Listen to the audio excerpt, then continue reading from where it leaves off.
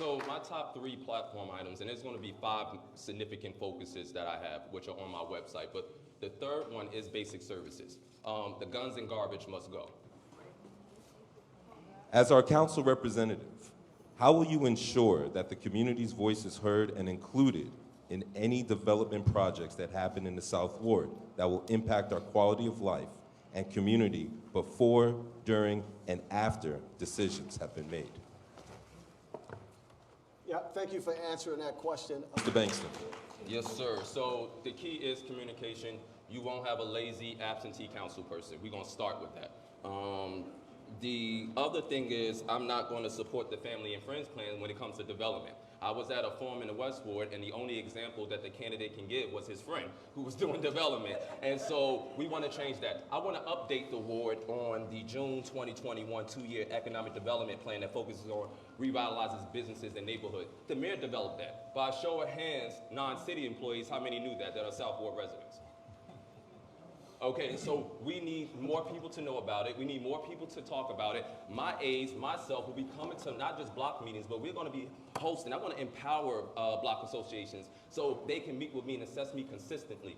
We got to empower our Democratic Party and actually have meetings that include everybody. When we talk about inclusion, how do you invite some, your friends, and not the others? Also want to do more to support the businesses that are here, but attract new businesses that want to come to our ward and actually stay here. But the businesses you want, they keep giving you a chicken shack, they keep giving you a Dunkin' Donuts. You didn't ask for that. And so I'm going to ask you what you want, and then we're going to deliver on it. The fact that developers who have all this money can pay a fee and then not and renege basically on affordable housing is an insult to our community. When I canvass this ward, they are saying that pushing us out, gentrification is real. When we have policies like this and you have council people who are not really legislators, I don't want to call them puppets, but they're not capable to legislate for you. And so why we have this problem and why it's not being addressed is because we keep putting people on burgers that belong on fries. Elect Terrance, Bankston, and get real results. Mr. Council.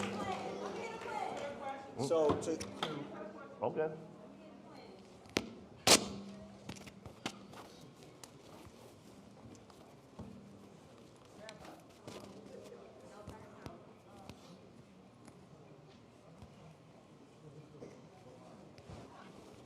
is that it?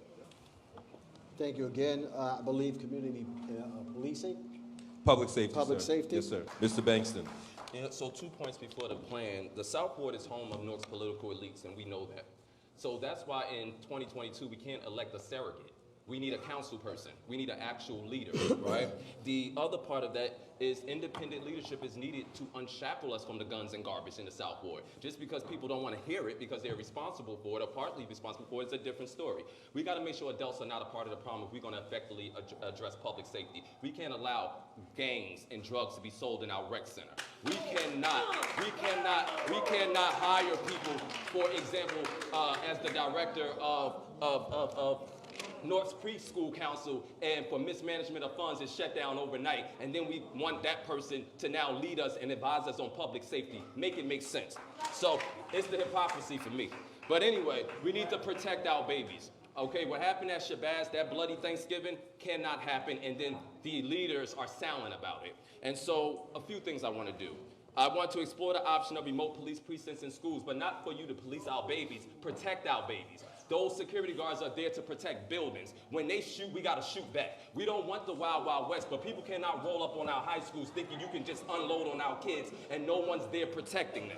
So I want to have that conversation.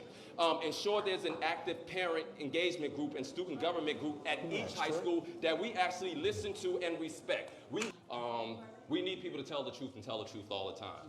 It's not going to stop the fact that this gentleman mismanaged several agencies. It's not going to stop the fact he left us in a snowstorm for 7 days while he was twerking down in Atlantic City. 2 minutes. So good evening, and just thank you all for engaging in this process. It's been a long time since the South Ward seat has been a priority and a focus, and for whatever different reasons, in this season, the community stood up, the leadership stood up and said, we're not just going to let this election go by us. It's time to stop selling for weak leadership that gets us weak results. Forgiveness doesn't mean that there aren't consequences for mismanagement and incompetence. Redemption without consequences is a false choice. Accept responsibility for mismanagement. That's what we have to do moving forward. I'm going to be what's called a selfish council person, not a self-centered one. So selfish means when the mayor comes to me and say, we need to get this done, or when I go to the mayor and say, Mayor, I know you need this program support, I want to support your program, but what can I deliver for my ward? What can I bring back for my ward? And so you're going to have a council person that's not only going to deliver on the results, that's not only going to do the job, I'm going to be in you in 3 days. I'm not going to be, Twitter fingers on Facebook leading you. I'm going to be on the ground and in the community. Make sure you vote C3 on May 10th. Thank you.